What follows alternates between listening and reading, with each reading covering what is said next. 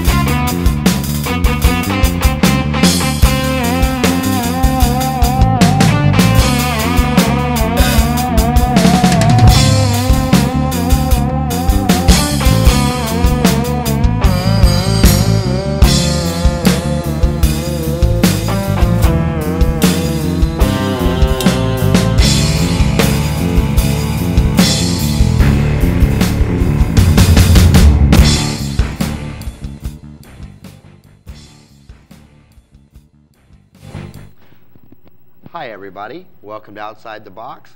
I'll be your host for today. My name is Skio Patriot.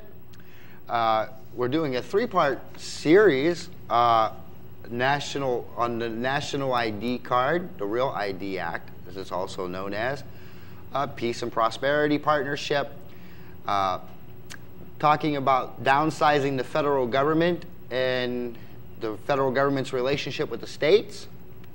And to help us understand a little more of this and to help you make some sound determinations in your decision making is our guest, Mr. Aaron Bollinger. Welcome back, sir. Thank you for having me. The last time you were on the show, we talked a little bit about the Real ID Act and your activism here in Pennsylvania in Harrisburg. What are we looking at today? Are we looking at downsizing the federal government? Is that the... Well, that would be the ultimate goal. We have to have a starting point, and I think the most important thing that we can do is a lot of learning ourselves as to how the proper state-federal relationship actually works, and then begin re-implementing exactly what should happen between our states among each other, as well as how we should interact with the federal government. I want to backtrack a little bit here for a minute. The last time you were on the show, we talked, as we were talking about the Real ID. How many states have actually rejected the National ID Card? Well, so far, 16 states have passed resolutions saying that they would like it if Congress would repeal or decline to implement Real ID. Another 4 have actually passed public policy or law saying that we will not implement Real ID in our state. It would be nice if the Commonwealth of Pennsylvania would be the 5th state to pass such a law. It is one of the 16 that have passed resolutions. So the general sense in the legislature is that they don't want anything to do with this federal mandate, but we need to take it one step further and say, no, we're actually not going to participate. Now, this brings up the whole subject of the state-federal system, or federalism as some people prefer to call it in academic circles. The Constitution was created by delegates sent from the states. So the states are the principal in this whole system. The federal government was created to do those things which the states have in common, but to otherwise leave the states alone as sovereign political entities of their own design. And how, I mean, that's why we call Pennsylvania a Commonwealth, where another will be called a state. We're styled differently, we do things differently. Louisiana, for example, works a lot under what we would think of as the Napoleonic legal code. So each state can be autonomous in how they do all kinds of things, parishes versus cities, and just so many different things. And that is because we have this federalism, this system whereby the federal government does those things only in which we have common interests as a group of sovereign independent nation states, and otherwise let the states alone to do it themselves. Now, with 16 states sending resolutions to Congress saying, we would like you to repeal Real ID, well, who is in the proper role to handle that incoming request? The United States Senate. Because each state has 2 U.S. senators, and they are to have their finger on the pulse of their state and act in the interest of how their state legislature requests them to act.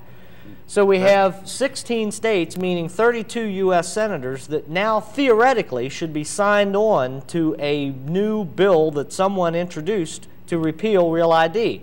Instead, there are 16 laws sitting in Congress waiting to be passed that implement Real ID in one form or another.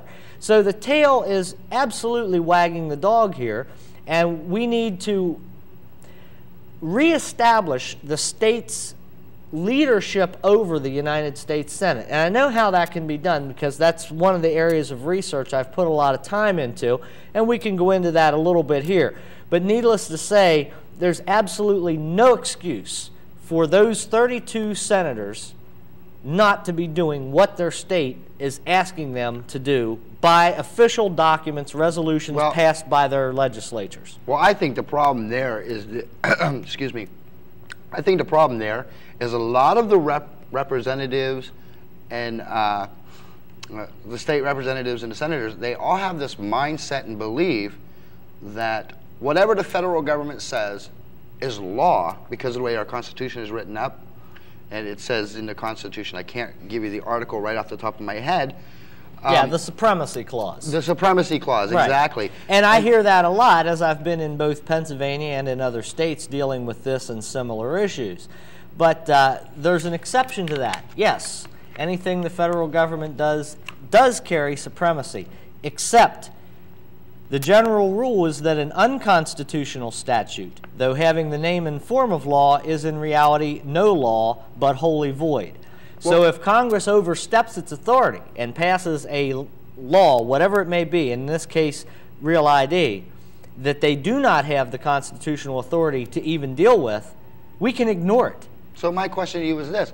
How do we know? How do the people know what is a constitutional law?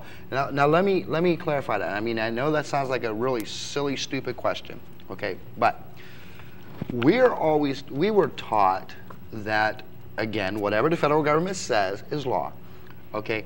So it has to work within the parameters of the Constitution, correct? Right. We have the Constitution as a rule book. You know, the word no or not or shall not appears in the Constitution, I believe it's 32 times. So what is the Constitution? It's a set of limits on that federal government to which they are not allowed to delve beyond those very limited scopes of authority. And we have had a Supreme Court that has tended to take something like the General Welfare Clause and twist it clear out of context from what it was intended to. Well, you know, and there's some good lawyers out there. I never try to paint with a real broad brush, although, you know, I'll use a 4-inch wide one occasionally. Yeah, I'm not beating up on all lawyers. I agree with you. There are some good. Yeah, as a matter of fact, I mean, I as a pastor have been sitting down at the table with a lawyer from Philadelphia who happens to be the lobbyist for the American Civil Liberties Union. When was the last time the ACLU and preachers were on the same side of an issue. That's true. That's very and true. he's actually, I mean, he's right on with it. He's been working with myself and Jim Compton of the Veterans Group to get the language perfected in this House Bill 1351, which, by the way, is the one we're working right now. If you call your representatives at the state capitol or your state senators